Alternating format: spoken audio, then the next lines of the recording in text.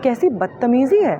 उनके घर में ऐसा कोई करेगा तो उनको कैसा लगेगा। ये एक सेक्सुअल हरासमेंट का केस है जिसमें एक आदमी ने एक औरत का जबरन उसकी परमिशन के बिना हिजाब खींचने की। वो लोग हैं जब लड़कियों के साथ अगर हरासमेंट होता है सड़कों पे तो ये कहते हैं कि औरतों को अंदर बैठना चाहिए, क्या हो गया, सीटी ही तो मार दी। ये वही लोग हैं जो कहते हैं क्या हो गया, छू ही तो लिया, कुछ और तो नहीं किया।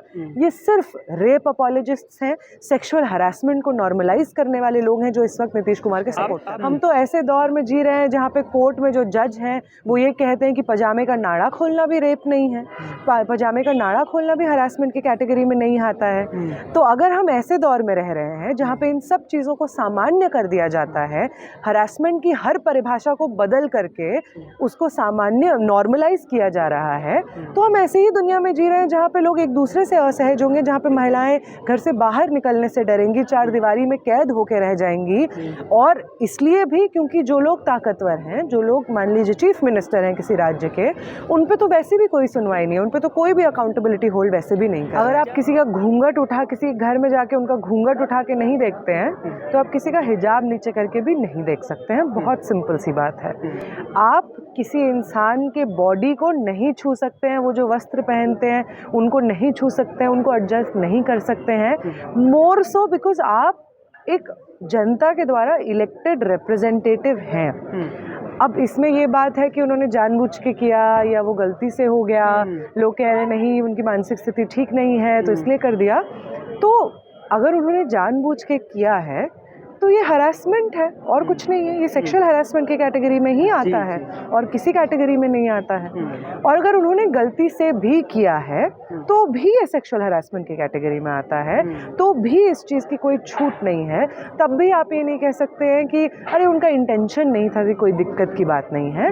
आप एक इतने बड़े राज्य के, इतने महत्वपूर्ण राज्य के चीफ मिनिस्टर हैं, अगर आपको ये नहीं पता है कि खुद को पब्लिक में कंडक्ट कैसे करना है, एक महिला के सामने क्या किया जा सकता है, क्या नहीं करना होता है, तो आप बिहार की जनता जो पीड़ित है बहुत सारी चीज़ों से, उनके फेवर में कैसे डिसीजंस लेंगे जनप्रतिनिधि होते हुए।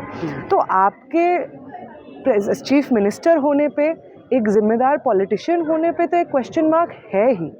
हम तो बिल्कुल ये चाहेंगे कि उनको माफ़ी मांगनी होगी। वो लोग जो उनका समर्थन कर रहे हैं, कितनी घटिया समझदारी है उनकी। आप किसी पर्सन के डिग्निटी पर वो कैसे कपड़े पहनना चाहते हैं, कैसे खुद को कंडक्ट करना चाहते हैं पब्लिक स्पेसेस में, उस पर आप जबरन अटैक नहीं कर सकते, आप उनकी इज्जत तार नहीं कर सकते। लोग जो खड़े थे मुस्कुरा रहे थे, बिल्कुल एक तरीके से कंफर्टेबल, बिल्कुल एक सामान्य घटना बनाने का, दिखाने का प्रयास किया गया इसको। देखिए, अगर किसी देश में ये मुमकिन हो जाएगा और ये आम बात हो जाएगी कि कोई इंसान जिसके पास ताकत है, जो सत्ता में बैठे हैं, सरकार का हिस्सा हैं, ब्यूरोक्रेसी का हिस्सा हैं, अगर ये इस देश में आम बात हो जाएगी कि ऐसा कोई व्यक्ति किसी आम महिला का जो हिजाब पहन के आई हैं, बुर्का पहन के आई हैं, उनको खींच सकता है, उनके हिजाब को, उनके बुर्के को, अगर ये सामान्य बात हो जाएगी तो हमारे समाज में सेक्सुअल हरासमेंट को लेकर के एक्सेप्टेंस हो जाएगी ना। इसलिए ये जो इंसिडेंट हुआ है वो हर नज़रिए से, हर पोजीशन से। उत्तर प्रदेश में मंत्री हैं संजय निषाद जी, योगी सरकार में, कह रहे हैं कि हिजाबी तो पकड़ा, कहीं और थोड़ी हाथ लगाया था। आप ये कैसे डिसाइड करते हैं कि कहाँ पे हाथ लगाना सेक्सुअल हरासमेंट है और कहाँ पे हाथ लगाना सेक्सुअल हरासमेंट नहीं है? आप ये इस चीज़ से डिसाइड करते हैं कि जिसको आपने हाथ लगाया है महिला, उसका कंसेंट था कि नहीं था। अगर कोई पुरुष मेरा जैकेट खोलने का कोशिश करे, हम तो ऐसे दौर में जी रहे हैं जहाँ पे कोर्ट में जो जज हैं वो ये कहते हैं कि पजामे का नाड़ा खोलना भी रेप नहीं है, पजामे का नाड़ा खोलना भी हरासमेंट की कैटेगरी में नहीं आता है। तो अगर हम ऐसे दौर में रह रहे हैं जहाँ पे इन सब चीज़ों को सामान्य कर दिया जाता है, हरासमेंट की हर परिभाषा को बदल करके उसको सामान्य नॉर्मलाइज किया जा रहा है, तो हम ऐसे ही दुनिया में जी रहे हैं जहाँ पे लोग एक दूसरे से असहज होंगे, जहाँ पे महिलाएं घर से बाहर निकलने से डरेंगी, चार दीवारी में कैद होके रह जाएंगी।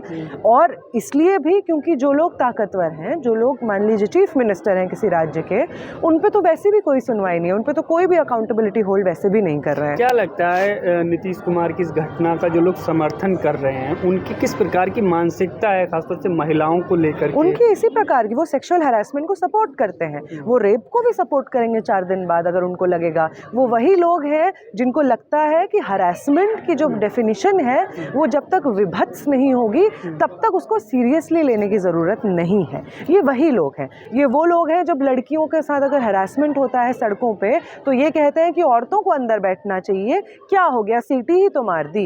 ये वही लोग हैं जो कहते हैं क्या हो गया, छू ही तो लिया, कुछ और तो नहीं किया। ये सिर्फ रेप अपॉलोजिस्ट्स हैं, सेक्सुअल हरासमेंट को नॉर्मलाइज करने वाले लोग हैं जो इस वक्त नीतीश कुमार के सपोर्ट कर रहे हैं। जानती होंगी मीडिया के बड़े चित्रा त्रिपाठी को।